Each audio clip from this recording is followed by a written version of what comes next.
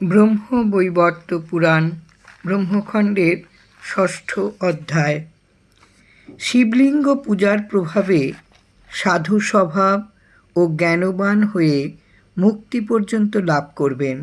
যে স্থানে শিবলিঙ্গের পূজা হয় সে স্থান অতীর্থ হলেও তীর্থ বলে পরিগণিত হবে। সে স্থানে অতিশয় পাপীজনও মৃত হলে অনায়াসে শিবলোকে গমন করবে।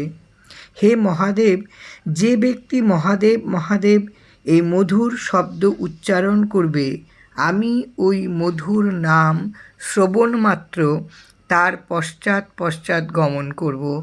যে ব্যক্তি মৃত্যুকালে শিব এই শব্দ একবার মাত্র উচ্চারণ করবে, সে কোটি জন্মার্জিত পাপ হতেও মুক্ত হয়ে মুক্তিলাভে সমর্থ হবে। শিব শব্দে কল্যাণ এবং কল্যাণ শব্দে মুক্তিবোধ হয়, সুতরাং শিব শব্দে মুক্তিলাভ করা যায় অনায়াসে। এই জন্যই তার নাম হয়েছে শিব।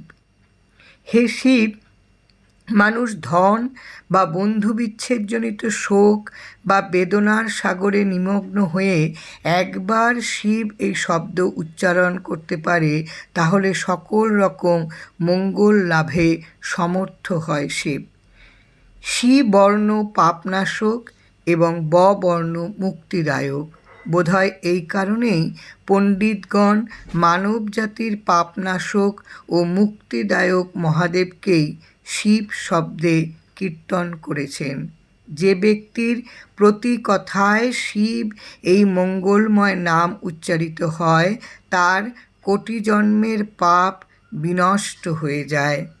ভগবান শ্রীকৃষ্ণ ত্রিশূলধারী মহাদেবকে এই কথা বলে কল্পতরু মন্ত্র ও মৃত্যুঞ্জয়ী তত্ত্বজ্ঞান দান করে সিংহবাহিনী দেবী ভগবতীকে বললেন, হে বৎসে, এখন তুমি আমার নিকট গোলকধামে সুখে বাস করো। পরে সময় হলে সর্বমঙ্গলের আধার পরম মঙ্গলময় শিবকে প্রাপ্ত হবে। হে বরাননে, এরপর তুমি দেবগণের তেজপূজ্য লাভ করবে।